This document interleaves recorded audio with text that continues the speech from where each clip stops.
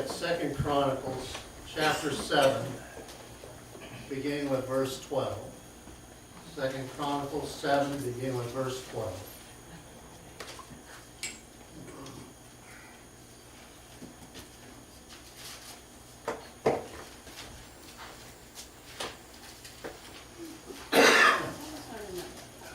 Then the Lord, 7:12.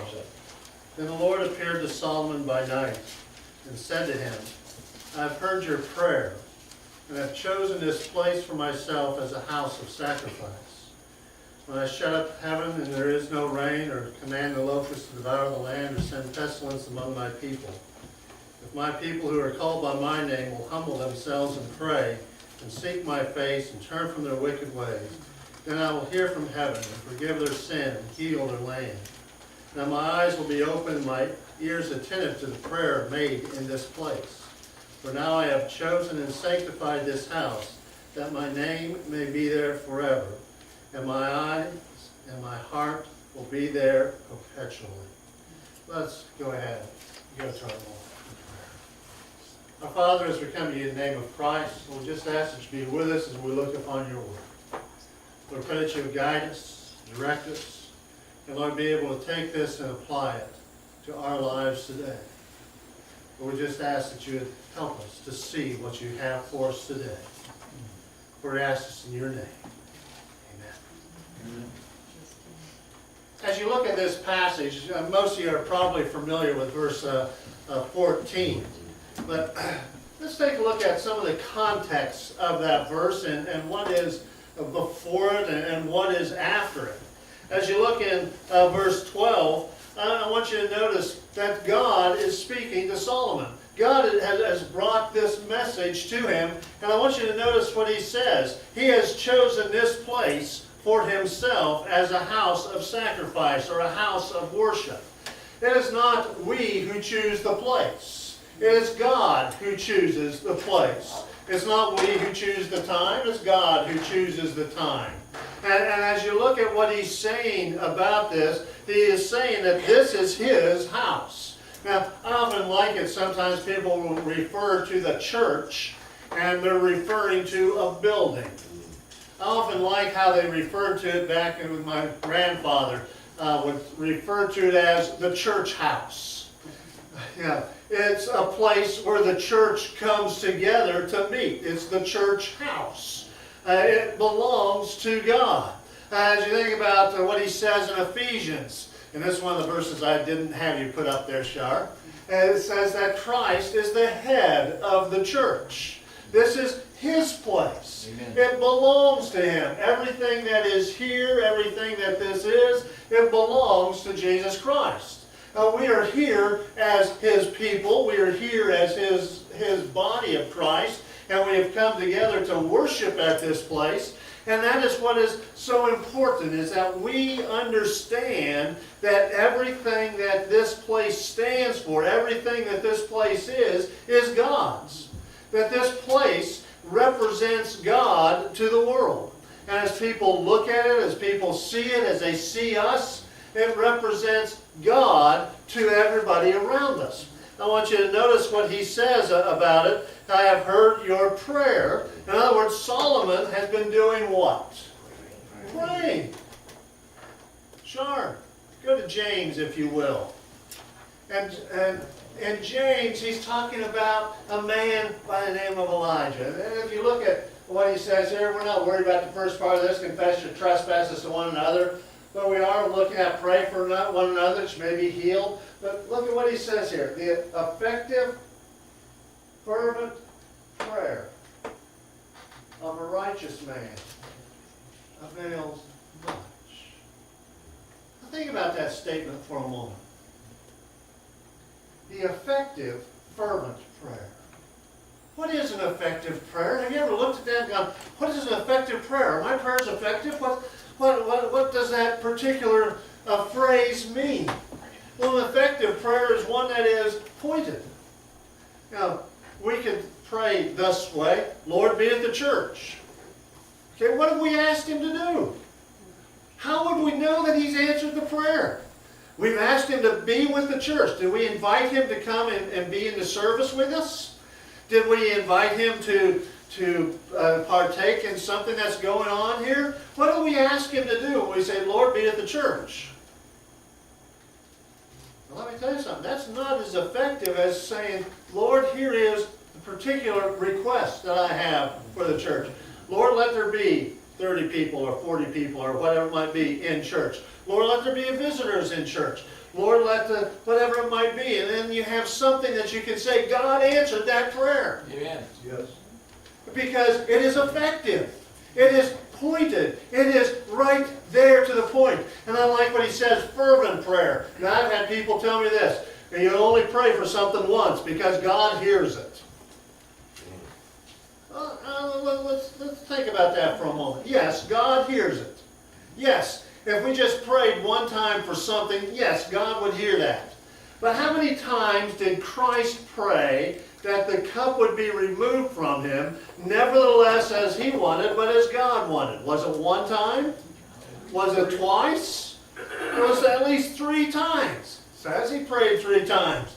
Paul, when he was praying about an infirmity that he had, and he was praying that God would remove it from him, and God's answer to him was, no, my grace is sufficient for you. How many times did Paul pray for that?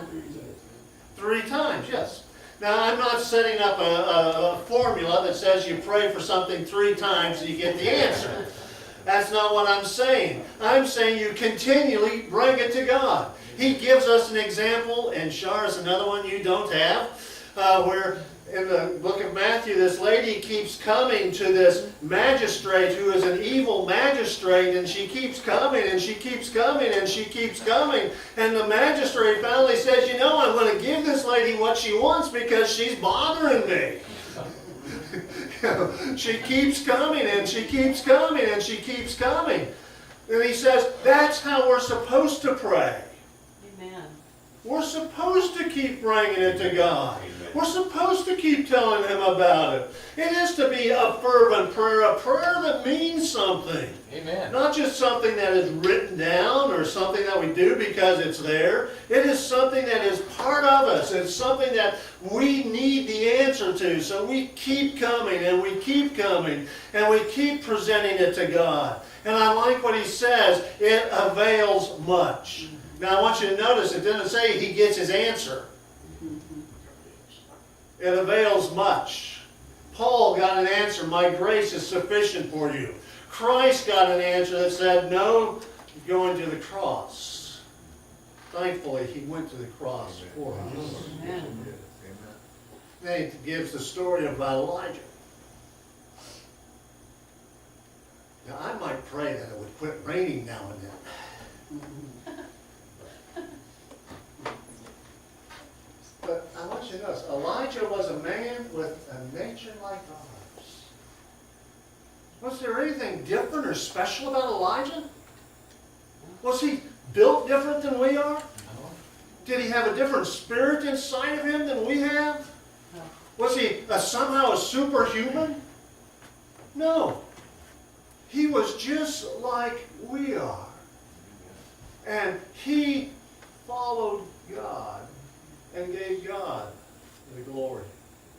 That's also interesting to me that God told him what to pray for. And he prayed for it. As I look at what I see here, I have heard your prayer. Back to Chronicles, Sean. I have heard your prayer. Solomon had been praying about something. And the prayer is apparently for this place of worship. And I have chosen this place for myself as a house of sacrifice. Solomon, you've prayed. And this is going to be my house. I like some things in Corinthians, Charlene. She does have this one. Who is Paul? Who is Apollos? Ministers through whom you believe as the Lord gave to each one. I planted, Apollos watered. But God gave the increase. So that neither he who plants anything nor he who waters, but God gives the increase. I like this verse. I like this passage because there are so many times I hear preachers say things that really just go the wrong way with me. One of them is, I saved so many people last year.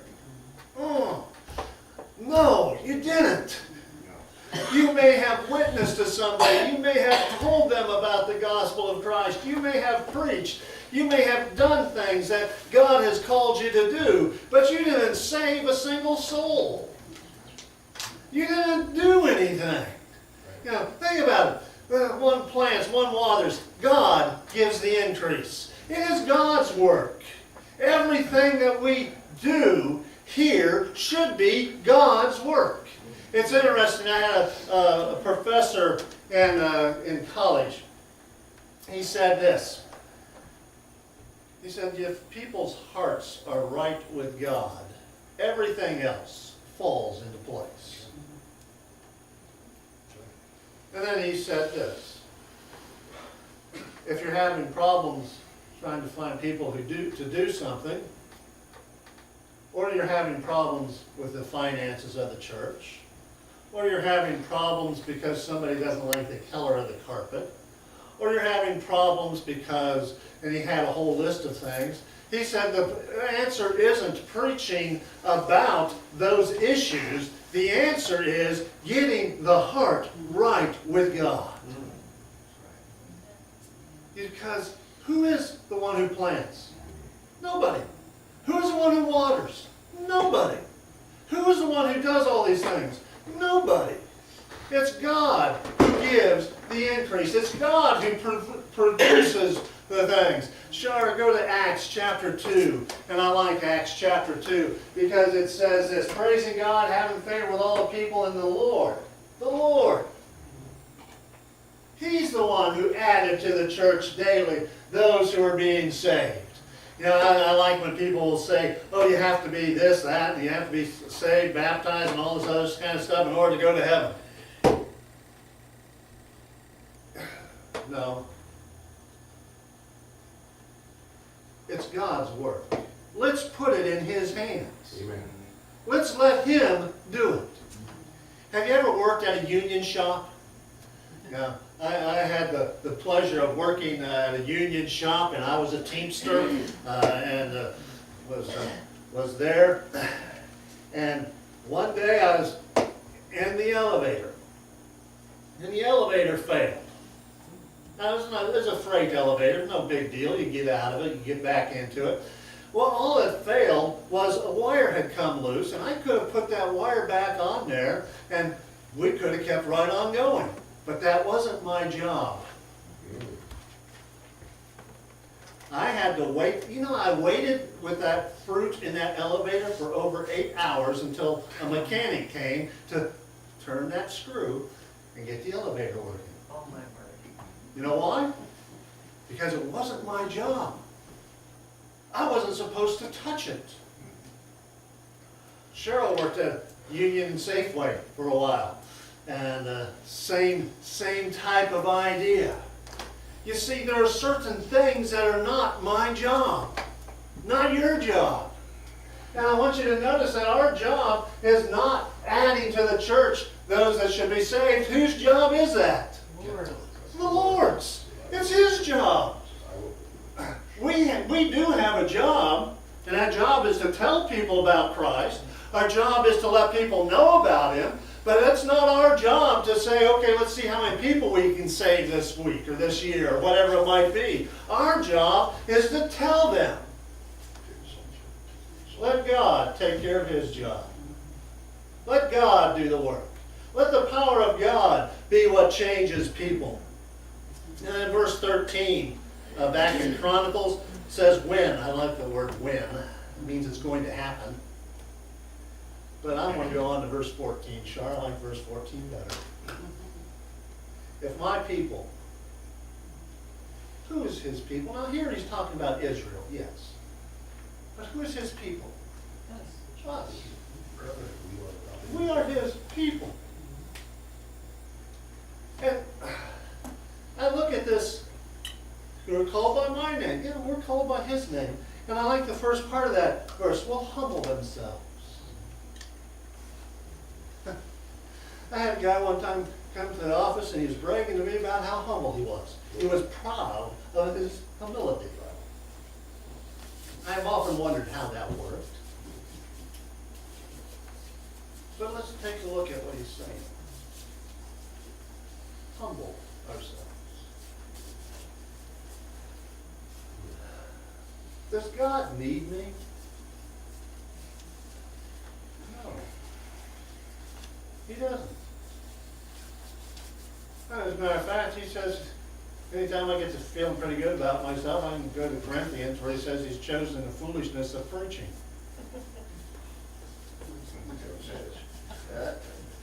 Okay. That's exactly what it says. So if I ever want to feel pretty good about myself, I just have to go there and say, okay, he's chosen this foolishness for his way of doing things. But it's his way. Humble themselves.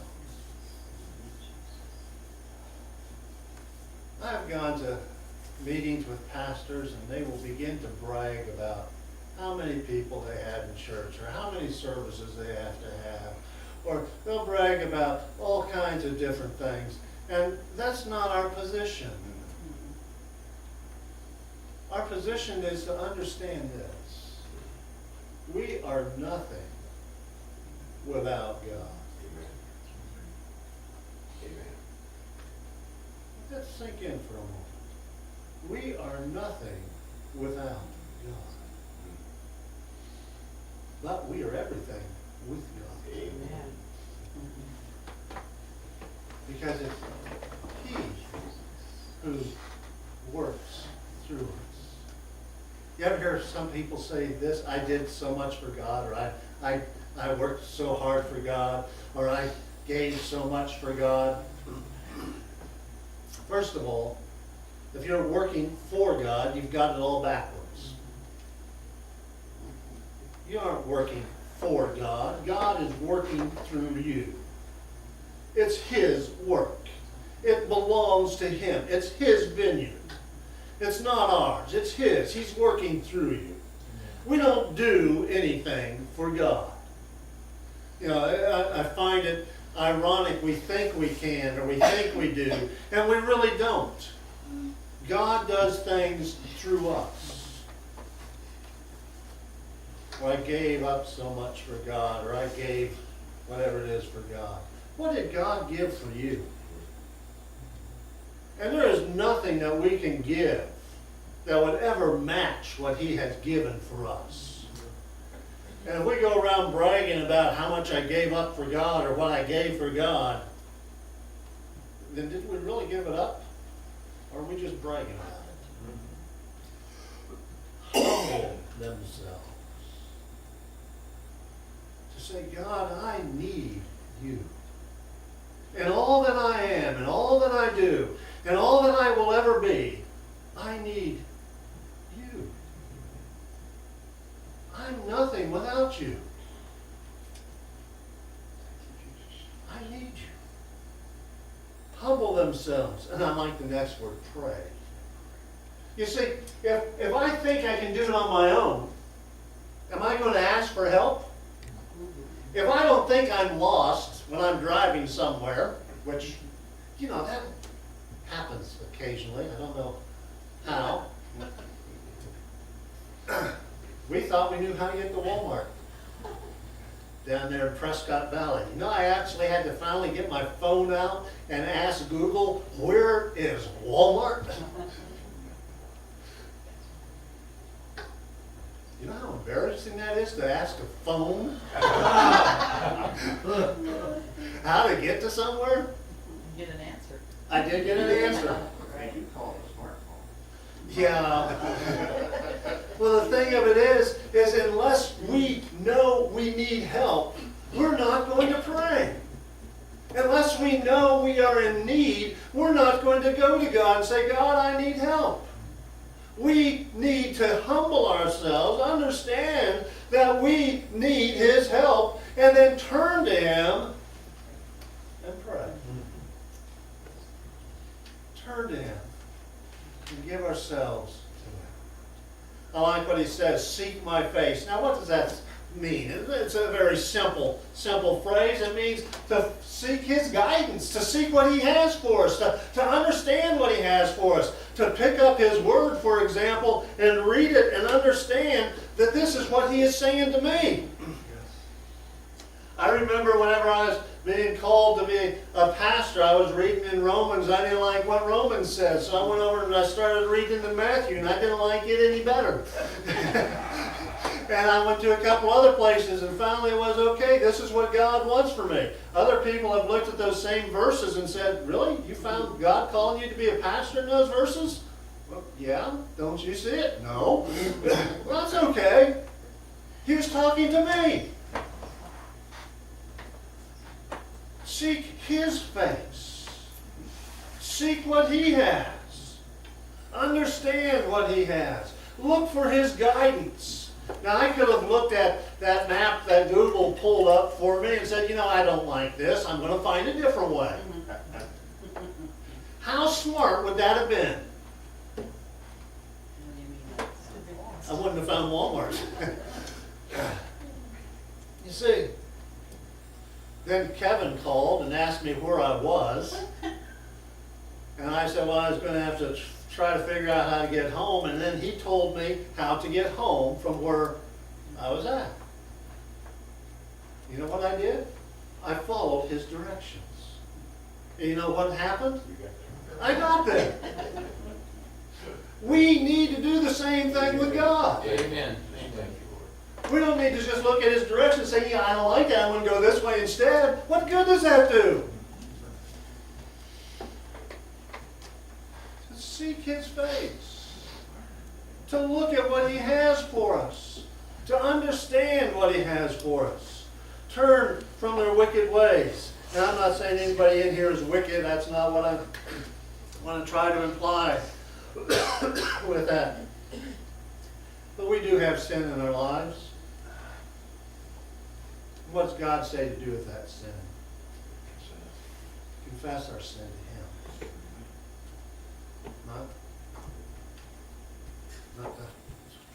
Not to try to hide it. Because, see, He knows it anyway. And what's He say He does with that sin? He is faithful and just to forgive us of our sin, to cleanse us from all unrighteousness.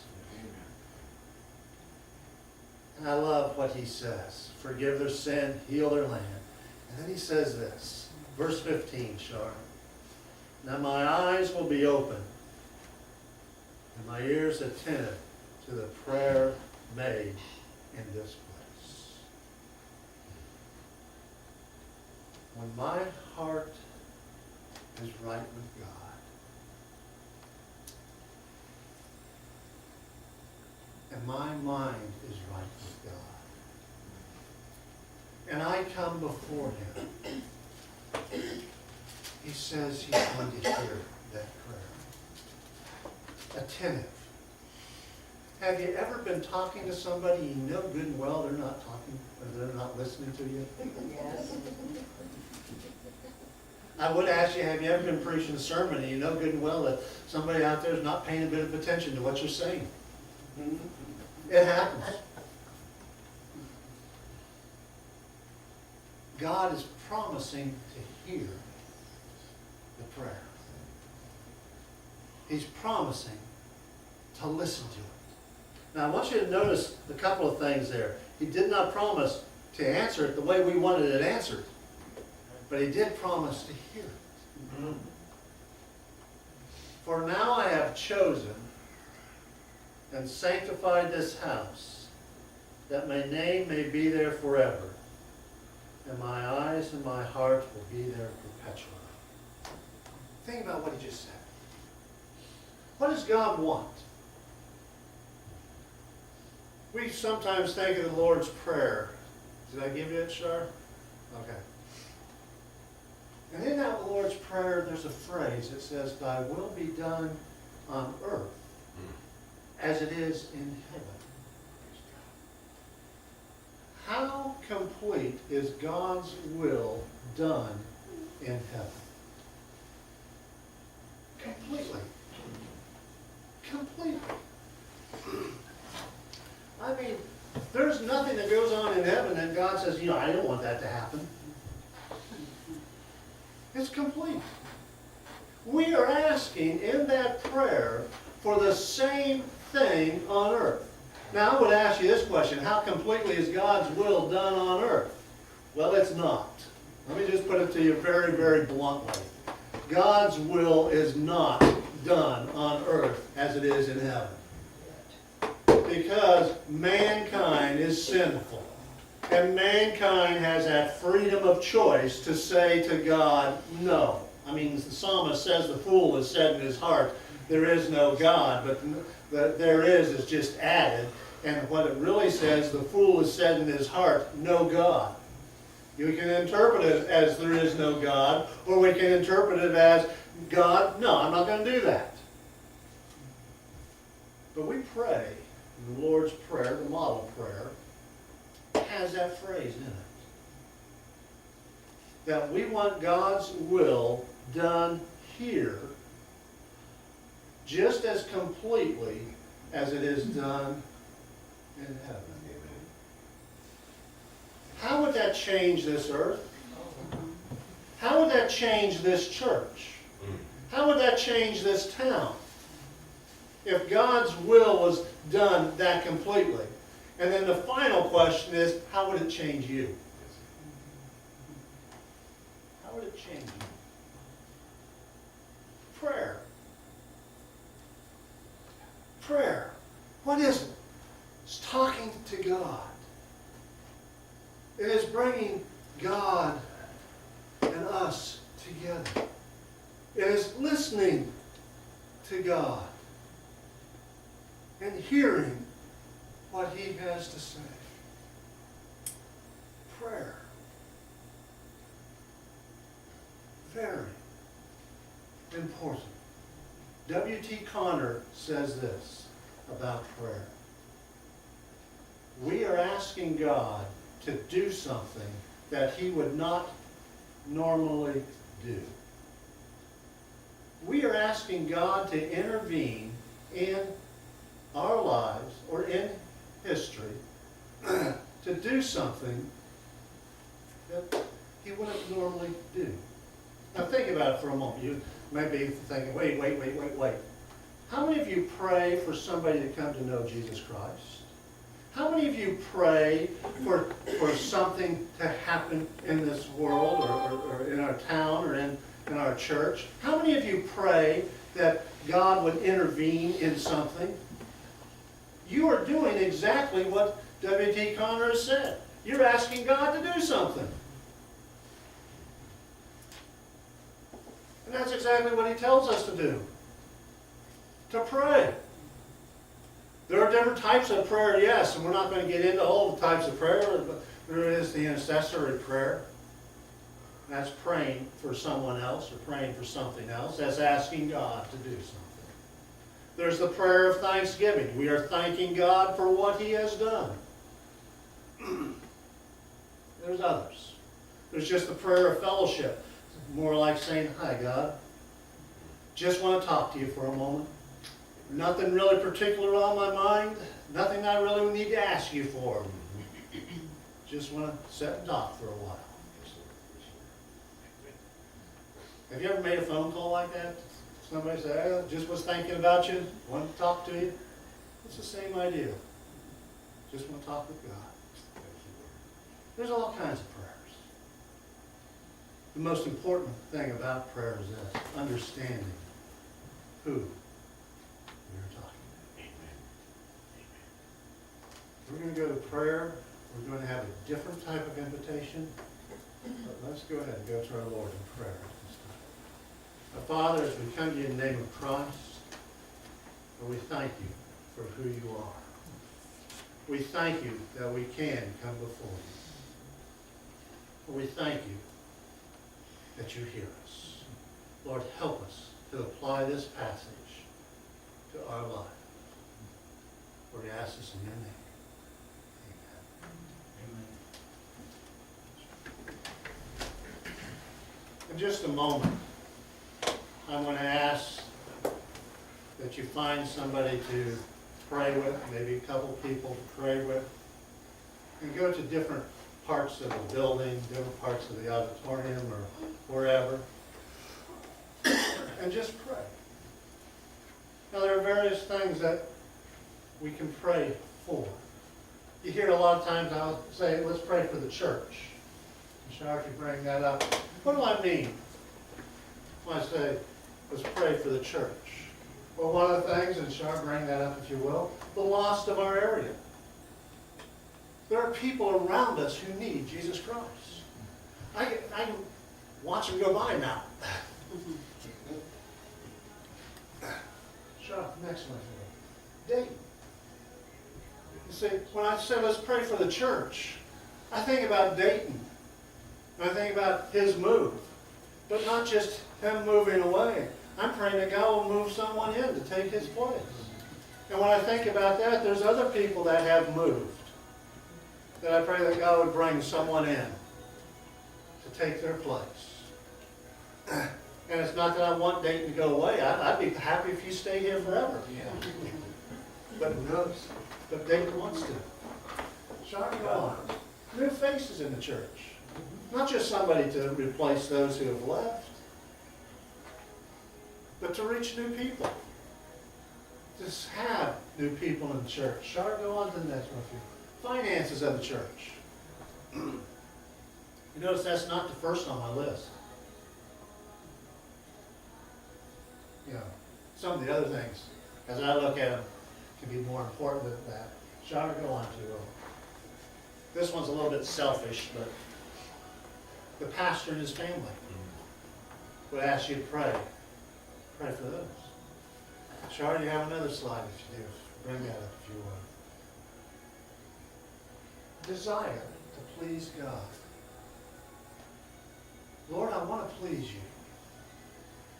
What is the one thing, and I've said this at different times, you know what the one thing is I want to hear from God? Well done. I don't care about anything else. It's well done. The desire to see people come to God. That should be our desire. To look and see just how broken this town is. How lost this town is. They need Christ. Shar? The desire of Isaiah. Whom shall I send? Who will go for me? Send me, O Lord, send me. Send me, O Lord, send me. I want to be the one that you use, God.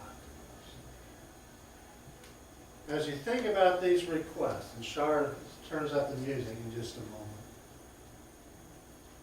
can these be your requests? Can these be the requests that you have? And as Shar turns that up, as you're dismissed to go and pray in different sections of the building, once you're done, you're dismissed. So if you'd stand, Shar, if you'd turn that up. And if any of you'd like to just go somewhere and pray. Pray for the church. Pray for the desires. I invite you to just go somewhere.